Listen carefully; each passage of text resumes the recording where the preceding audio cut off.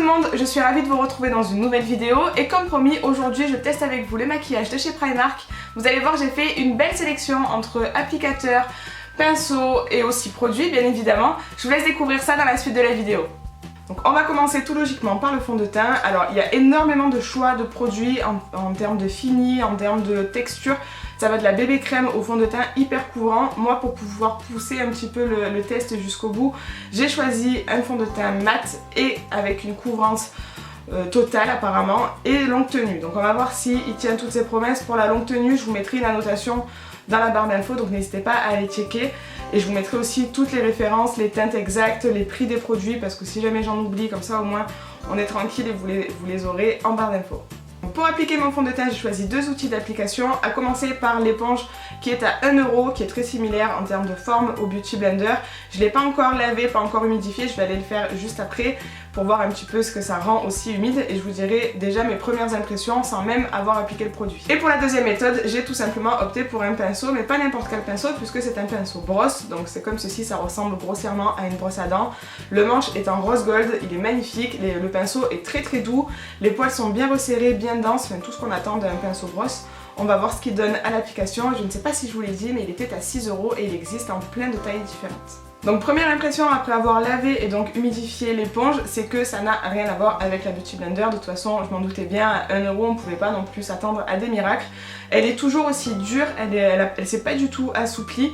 J'ai l'impression aussi qu'elle garde pas beaucoup l'humidité. Enfin là, je viens de la passer sous l'eau et elle est quasi sèche. Donc du coup, elle a l'air d'être un peu en matière plastique silicone.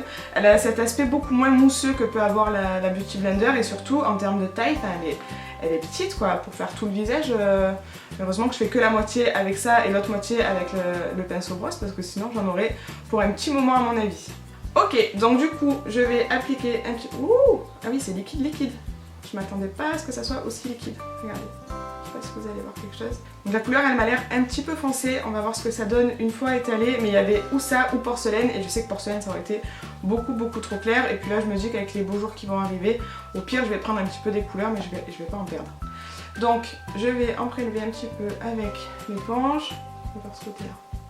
Ok, alors en fait c'est vraiment pas agréable. Oh, la couleur en fait elle a l'air plutôt pas trop mal. Non, l'éponge ça va pas. En fait on peut pas tapoter avec l'éponge.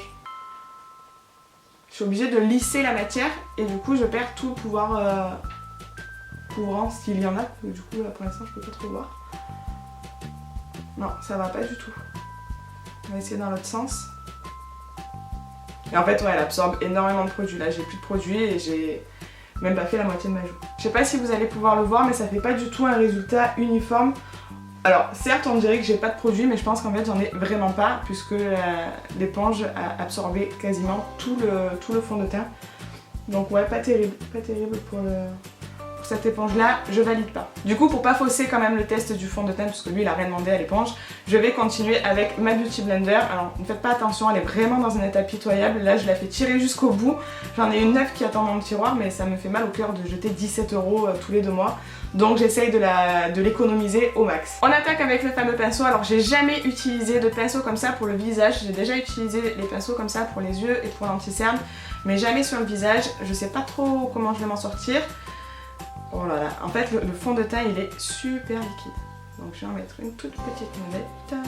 Bien évidemment j'ai lavé mon pinceau, je ne vais pas appliquer le fond de teint comme ça. Donc je pense que le mieux... C'est rigolo parce que je trouve que le fond de teint il sent la crème pour le corps. Mais la crème vraiment basique, style un peu après soleil ou quoi que ce soit. Ce qui est rassurant, ça veut peut-être dire qu'il y a du pouvoir hydratant à l'intérieur, je sais pas trop. J'avais peur d'avoir un peu de mal à aller dans les ailes du nez et en fait pas du tout. La forme est complètement appropriée sur la tranche. Bon par contre, il faut un peu plus travailler le produit qu'avec une éponge. Ça va de soi. Donc pour moi le résultat est sans appel, je préfère largement le pinceau brosse à l'éponge de chez Primark.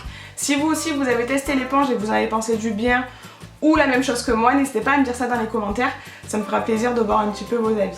J'ai pas trouvé d'anti-cerne liquide avec un embout pinceau ou un embout gloss, j'ai juste trouvé ce stylo anti-cerne. Donc il y a écrit CC Concealer Anti-Cerne, Anti-Matité. Donc écoutez, on va voir. Je ne sais pas pourquoi il y aurait écrit anti-matité sur un anti-cerne. J'espère juste qu'il va pas m'assécher le dessous de l'œil. Mais bon, on verra, on va lui donner sa chance. Et je l'ai payé 3 €. Ok, fille qui galère. Donc ça y est, j'ai réussi enfin à enlever l'emballage. Donc c'est tout simplement, comme je vous disais, un anti-cerne en forme de stylo avec un petit bouton ici où vous appuyez et essentiellement le produit va sortir. Donc là, je pense que je vais pouvoir appuyer un moment avant que le produit ne sorte. Je crois qu'on a un léger problème. Le produit qui sort est violet ou bleu. Enfin, je sais pas trop. Il a exactement la même couleur que mon Perfecto. Si vous l'avez pas vu, il était dans le haul que j'ai fait la dernière fois, donc je vous le mets juste là. Mais c'est exactement ça, c'est la couleur de mon Perfecto, c'est un bleu lavande. Alors je ne sais pas, je sais pas quoi faire, je sais pas si je le mets sur mes cernes ou pas, j'ai peur. Bon écoutez, on est là pour tester, alors on va voir ce que ça donne, s'il faut c'est une révolution. J'y crois pas vraiment, mais bon, c'est pas grave. Et c'est bleu, enfin je sais pas, je me dis que normalement, on veut enlever le bleu de nos cernes. Et là en fait Primark nous fait rajouter du bleu sur nos cernes. Ça va pas du tout. Comment vous le voyez vous? Je sais pas comment vous le voyez. Attendez, faut que je le snap ça va pas. Ça fait cadavre. Alors par contre je pense sincèrement que ça va être un produit génial pour les tutos d'Halloween. Mais là, on n'y est pas encore et c'est pas du tout le but de la vidéo. Je vais aller mettre mon anti-cerne et je reviens. On continue avec la poudre et pour la poudre j'ai choisi une poudre libre translucide qui était à 5 €, donc qui se présente comme ceci, qui est cette fois-ci dans la gamme PS Pro. Donc je ne sais pas s'ils comptent faire une gamme dédiée aux professionnels, ça me paraît un petit peu just quand même. Donc elle était à 5 €, donc elle se présente dans cette petite boîte et à l'intérieur vous avez tout simplement un poudrier, si je me rappelle bien, voilà, un poudrier qui se présente comme ceci. Et vous avez donc la poudre à l'intérieur, c'est typiquement le même packaging que la poudre HD de chez Make Up Forever. Donc pour le dessous de l'œil, je vais faire comme d'habitude, ce que je fais à chaque fois, c'est que je vais le faire au Beauty Blender. Et cette fois-ci, je vais appliquer donc la poudre sur mon visage à l'aide d'un gros pinceau poudre. Alors pareil, j'ai trouvé chez Primark, c'est en fait un set de pinceaux. Je les trouve super jolis. Ils sont comme ceci, vous avez le manche qui est en fait un petit peu holographique, avec un dégradé de couleur qui est super joli. Vous avez une qualité de poil qui a l'air pas trop mal, c'est du synthétique bien évidemment, hein, on n'est pas sur du poil naturel. Et franchement, déjà pour le pinceau poudre, ça a l'air plutôt bien puisque, je sais pas si vous allez le voir, les poils sont assez souples. Donc du coup, je pense que ça va bien diffuser la matière. On va tester ça ensemble tout de suite. Donc pour la poudre, c'est bon. Donc le fini est franchement pas trop mal puisqu'elle est quand même assez fine. C'est vrai qu'elle ne se voit pas du tout sur le visage et j'avais peur que ça me fasse des amas de poudre en fait sur le dessous de l'œil et pas du tout, franchement elle est plutôt bien, je suis plutôt contente et le pinceau est super, il diffuse bien, il accroche bien la matière, je le trouve vraiment pas trop mal, franchement je suis contente.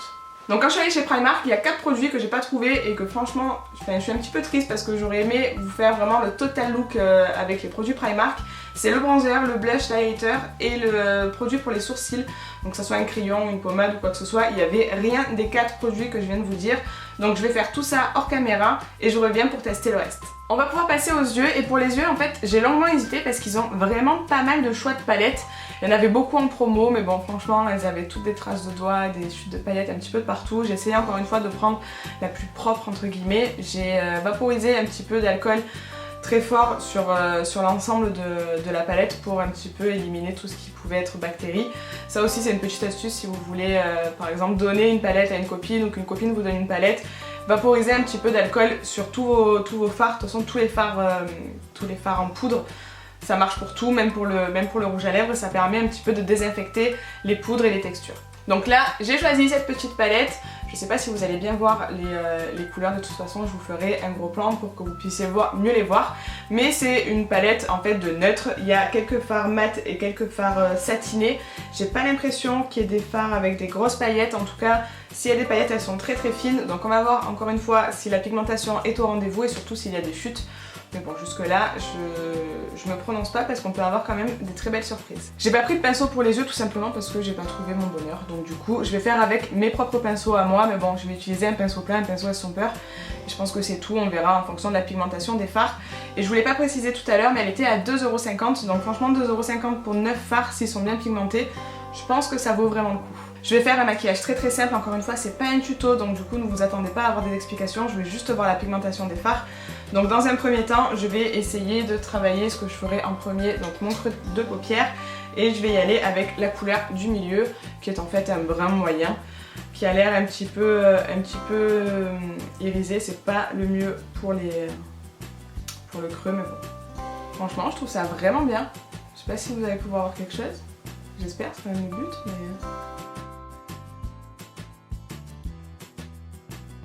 Donc, on va attaquer la paupière mobile et pour ça, je vais essayer ce fard là qui est en fait le seul grisé, on va dire, de la palette. Qui a l'air d'être un gris assez clair, qui est lumineux mais encore une fois pas pailleté. Histoire de faire le test jusqu'au bout, pour moi, une bonne palette bien pigmentée, il faut que le fard le plus foncé soit assez visible. Donc on va y aller tout de suite avec cette espèce de... Alors je dirais pas noir, je dirais plutôt gris anthracite qui se trouve juste ici. Et on va l'appliquer dans le coin externe pour voir un petit peu ce que ça donne. Alors, je vais bien tapoter parce que pour l'instant j'ai aucune chute, donc du coup ça serait dommage d'en faire maintenant. Et je suis assez surprise d'ailleurs de ne pas en avoir. Donc pour les fards à paupières, on est bon. Là maintenant je vais essayer un crayon noir qui est donc le Finish Line, toujours pareil, c'est PS, c'est toujours pas PS Pro, qui est à 1,50 €, donc que j'ai pris comme je disais en noir, parce que j'ai dit que c'était un crayon noir. Et en fait qui se présente donc avec ici une première partie où vous avez le crayon, et en bas, ce qui est très astucieux, c'est que vous avez le taille-crayon qui à mon avis va avec, sinon ça serait pas très astucieux. J'espère qu'il n'est pas cassé parce qu'il a l'air de bouger un petit peu. Je vais enlever l'emballage encore une fois et je reviens. Alors avant d'appliquer, je vais quand même essayer de voir si il est assez noir ou pas. Alors il y a plus noir, mais je le trouve quand même pas trop mal. Il est assez crémeux.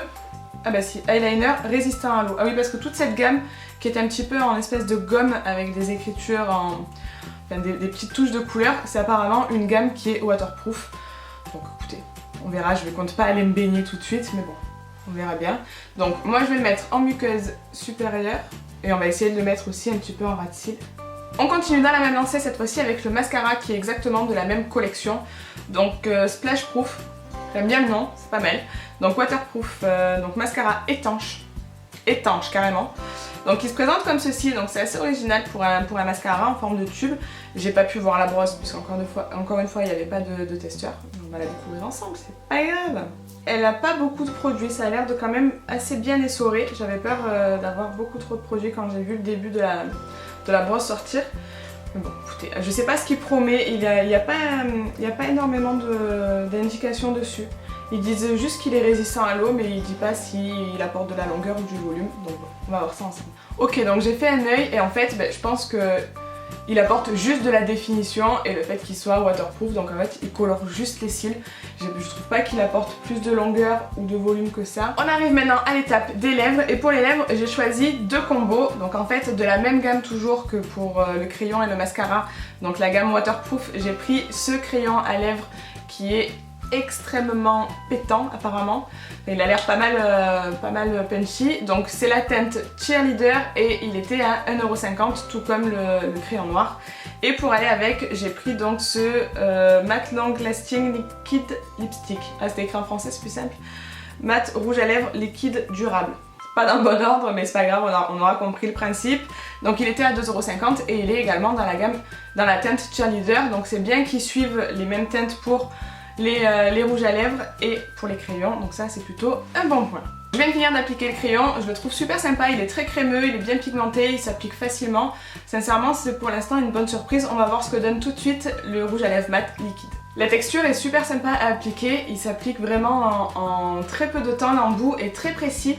Du coup je vais enlever ce rouge à lèvres là et on va passer au deuxième. On reste toujours sur les lèvres mais dans un tout autre registre parce que j'avais aussi envie d'essayer leur gamme un petit peu basique dans les crayons à lèvres. Donc du coup ça se présente tout simplement comme ceci, c'est un crayon à lèvres tout ce qu'il y a de plus normal et qui est complètement prune. Et avec j'ai voulu essayer donc un matte lipstick crayon à lèvres mat qui est en fait en forme de jumbo. Alors je sais pas si ça se tourne, non ça se tourne pas donc il faut le tailler.